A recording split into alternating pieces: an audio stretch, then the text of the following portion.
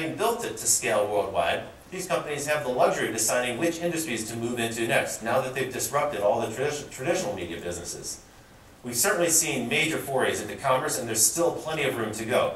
Advertising obviously has been changed tremendously, but there's still much room to go, as I mentioned a minute ago, with the television upfronts, for instance. That's very likely to be the next thing to change, the next thing to be affected by that, and that will be a tremendous change to the TV business. Healthcare. Any business that has a gigantic data set that is unstructured is very likely to be something that's in the gun sights of these companies as they expand, as they decide where to move.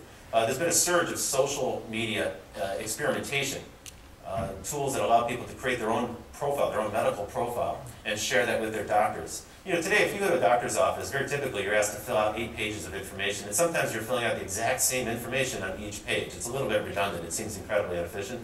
What we're finding is that doctors are purchasing tablet computers at a rate 3 times the normal household.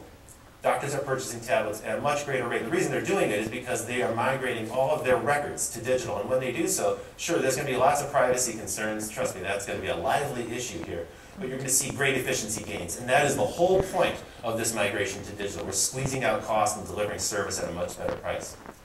Of course, you've got to apply the same concept to just about every business that has a complex data set. I think the adage that we take away here is that whatever can be turned into information will be turned into information. That's the thing to keep your eye on. If you're in an industry that has information, but the information is buried in your process or buried in your product, it's about to be unlocked and it will be transformed. People are very concerned about jobs in the United States right now. That's going to be the message of the upcoming political season. You're going to hear that message over and over and over again in the upcoming battle. 2012. People point to diagrams like this and they get very concerned. They express great concern. They say, America is no longer a manufacturing company. We're a country of traders. We're a company that create these digital services. We're a country that sells things, that trades things, that we've financialized our entire economy. And people decry that as if it's a bad thing. I'm not so sure it's necessarily a bad thing. What we may have done in this painful process from the 1980s till today, where we've offshored job after job after job, where we've shut down factories, manufacturing plants, and shipped those jobs overseas, there's no doubt that that was a painful process. But what we may have done is prepare ourselves as an economy for the future, for this information age, better than any other country on the planet. Because imagine if you were in a country that got all those jobs. Think Southeast Asia, where they've taken a lot of those jobs. And so today, they have plants with lots and lots of workers that don't look, frankly, that different from Henry Ford's assembly line 100 years ago. But this is what the auto plant today looks like. There's no people. There are no people in manufacturing. You know, if you think back to the United States at the turn of the last century, in 1900, most of the population of the United States worked in agriculture. Most of the population was rural in the United States. Now, of course, in the last 100 years, we've moved into cities. We became a manufacturing power. Most of the jobs were in manufacturing. Now we're starting to shed those manufacturing jobs, and we're migrating into this new age, this information age, this age where we process and manage symbolic data. We don't handle material. Robots do. We've actually turned manufacturing into an information process. The robots, well, that's a commodity. The information process around assembling, that's information, and that's where the value of the product lies. And what it enables us to do is shift from mass manufacturing to customized manufacturing, mass customization. Here's 2 examples, Nike ID and the Levi's Curve, that allows you to both allow you to customize your fit, customize your shoe. What you're paying for here isn't necessarily the product, it's the information. Let me explain. A Nike shirt cost about 7 cents to manufacture. A workout t-shirt from Nike cost about 7 cents to manufacture. So the value clearly isn't in the goods. It isn't even in the labor to manufacture the shirt. The value is in the logo. And you'll pay $30 retail for that shirt. So it costs 7 cents to make. You're paying $30. What you're paying for is the information content. We're happy to pay a premium for customized jeans, jeans that fit our ass perfectly. We're happy to pay for that because the value is in the information. It's customized for me. It's not actually in the physical product. So you're starting to see this digital world split. It'll split the information away, the information that's embedded in a product, split that away, and we can create a premium on top of that information. Where you're going to see this trend most clearly expressed is in 3D printing. This is a tremendous trend. How many people are familiar with the trend? It's one I recommend. Good, so half the people in the room, and I'm sure many of the people watching this have heard about 3D printing. This is a phenomenal trend. So this is a trend that allows people to manufacture plastic at home. You can actually print a 3D object. And today, this is a fairly primitive technology. It's not the most sophisticated tool. You can buy a thing like our MakerBot, which is a printer, 3D printer. So it's a desktop device that allows you to lay down layers of plastic. And those successive layers of plastic create a 3D form. What's interesting about this is it's entirely homegrown, this movement. It's open source. There's a gigantic open source movement behind it, the Maker movement, where 3D models are freely exchanged, and you can download those models and manipulate them. You can use a tool, a free tool, like Google has a tool to do this. So you can manipulate that object, make changes, upload it, share it with other people, they can download it. And the actual 3D printers, those are also open source. So you can buy a MakerBot device, you can assemble the thing, and then the first thing you do is you can manufacture all the parts to make a second one, and you can create a clone. It actually creates its own clone, and then you can share that with someone. So you can start to imagine a chain of sharing where people start to give each other these tools for homegrown manufacturing. I liken it to the homebrew computer movement in the late 1970s and mid-1970s. If you think back to a time in the mid-70s in California, there were a bunch of hippie hackers who started to mess around with computer technology in their garages. And that is really the movement that led to the personal computing movement that we have today, the computer movement today. Apple Computer was just one such company where a couple of hippies decided to build their own computer. Back in those days, you know, they were carving the keyboards and stuff out of wood. If you look back at the old days of homebrew computing. So in a way, the maker movement, 3D printing, is at that stage today. Maybe it's a little bit advanced, but what's interesting is how fast we're starting to see this 3D printing trend change. And the change is going to be tremendous. It will not only disrupt a lot of the manufacturing business, in particular all that plastic crap that we import from China, you'll be able to manufacture that stuff in your own home. Quite an interesting concept. But it also means that we're going to start to, it'll redefine our conception of what manufacturing is. So this is where social media is heading. Imagine, for instance, someone could do it to take a 3D scanner and take a toy like Mr. Potato Head and scan that toy in 3D and then open that file up in an open source tool, in a free software tool, and manipulate that tool and create their own version, like a remixed version of that toy, of Mr. Potato Head. And they could print it out and manufacture it in their home. And they could share that file with their friends who could also manipulate, and you'll start to have a mix-up culture, a mash-up culture around 3D objects. This is where we're heading as we take physical products and separate out the information that's inherent inside of them. And we make that information something that can be freely shared and freely transformed, and something that's highly social and crowdsourced. Well, now we'll start to see transformation happen to our manufacturing process. And now people say, well, gosh, that's just a home thing. That's sort of a hacker thing. That's a small thing. All you can make are these little 3D objects, like these little widgets or chess pieces or something.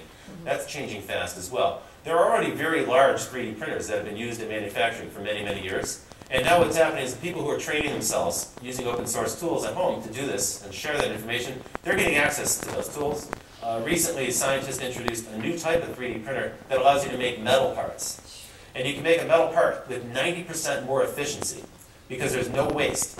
And they're focused on the aviation business because in aviation, every ounce counts. So they're able to make complex forms with 3D printing that were never previously something that you could mill or manufacture in a plant. You couldn't pour it and you couldn't cast it. But you can make it with a 3D printer. And they're strong metal forms that use half or less of the same amount of material. So they're much more efficient with raw material. They're much lighter. They are just as strong. And so you're going to see a transformation in manufacturing. Example. Here's a large-scale application for 3D. This is a group of scientists that decided to see if they could actually manufacture a car body. Not the chassis, that's still the metal chassis, that'll come. But the plastic body. Now, as you know, in the car business, it takes about 5 years and billions of dollars to tool a plant line to assemble auto bodies. So that's a huge, huge undertaking. With this technology, it's possible to design and build at full scale a car body and put it on top of the chassis and see if you actually like the way that car works. And if you don't, guess what? You can take that model back into the plant, melt it down, and recast it in a new form. This is super efficient. It'll collapse the cycle of automotive manufacturing. It'll enable incredible amounts of new innovation, and this is happening right now. This is not theory. This is not science fiction. Another aspect of this information world that we're moving into is the human genome. The human genome took about 10 years. It was a little bit like the space race. You know, it took about 10 years. It cost $3 billion to decode the human genome. Today, it can be done on a desktop machine that's about the size of a laser printer that costs $50,000, and the price point is dropping. And you can actually decode your human genome, anyone's human genome, in about 2 hours at a price of about $5,000. And they expect that price to drop below $1,000 in the next couple of years, which means that all sorts of customized medications will be made available to you, customized to you. Again, highly efficient delivery of medication. But also, we're going to start to see the genome for plants. For instance, there's a lot of research going into berries right now, the genome for berries, so that they can make berries that don't rot, berries that last longer, and so forth. So you're going to see agriculture change, and also for fuels, because they're creating a whole version of biofuels that can be genetically grown as well, microbes that can be engineered to create new kinds of fuel, and maybe a replenishable fuel source. And so even this area of genetics and science is an area for social media and social participation. So there's a website, Foldit, fold.it, where you can play a game. It's like a social game. It's like a social media game, but it has a real-world application. And what they've done is they've taken very difficult problems that computers can't solve, and they've turned them into games, and they allow tens of thousands of people to attack these problems simultaneously. And Foldit now is starting to come up with breakthroughs that scientists and researchers in the medical field couldn't have imagined just 6 months ago, and they're starting to see these happen on a weekly and monthly basis. So we're moving into this tremendous world of information, but in a sense it's bifurcated us, it's split us. So we have our physical world where we're starting to see things disappear more and more frequently, and we have this ever-growing digital experience of life as well, but we're bifurcated. And I think this is the point that brings everything back together. This is the unifying point for us. I'm pointing to the Apple iPhone, but it's really the smartphone in general. I use that as a symbol for all smartphones. This changed everything. Just to take that Apple example a little bit further, take a look at this diagram. When Apple introduced the iPhone in 2007, it was relatively insignificant as a part of their business. Most of their business was iPods and Apple computers, the desktop and laptop computers. But look at how fast the iPhone has grown to almost half of Apple's revenue. And if you add in the iPad revenue, that's about 65% of Apple's revenue from mobile products. So mobile is where the heat and light and all the innovation is happening in computing today. Today, the iPad, a product that's just about 1.5 years old, it really isn't a very old product. It didn't even exist back in 2009. And we didn't even know we needed it. Today, Apple makes more revenue on the iPad than they make on their entire line of computers. And iPad revenue is greater than all of Dell's home computing business. Just that one product line from Apple. It's a product line that's 1.5 years old. Now that lesson hasn't been lost on the computer industry, so every computer manufacturer has rushed to clone the success that Apple's had with their tablet computer. And they're rushing out their version of computer, but they're kind of lookalike devices. They haven't been successful yet. There will surely be a successful rival that emerges from this fray, and when they do, the price will drop and more people will get it. So make no mistake about it, tablet computing and mobile computing is the future of computing. It's in the process of cannibalizing netbooks and laptops. Most people are moving there, and these things work for 5-year-olds. If you've ever put an iPad in front of a little kid, you'll see it changes the way they use a computer. They intuitively understand how to use it. They understand it so well that if you have a 5-year-old in your house who is familiar with an iPad, you'll see them walk over to your big flat screen TV and they'll try to touch that as well, and when it doesn't work, when it doesn't respond, they look and say broken.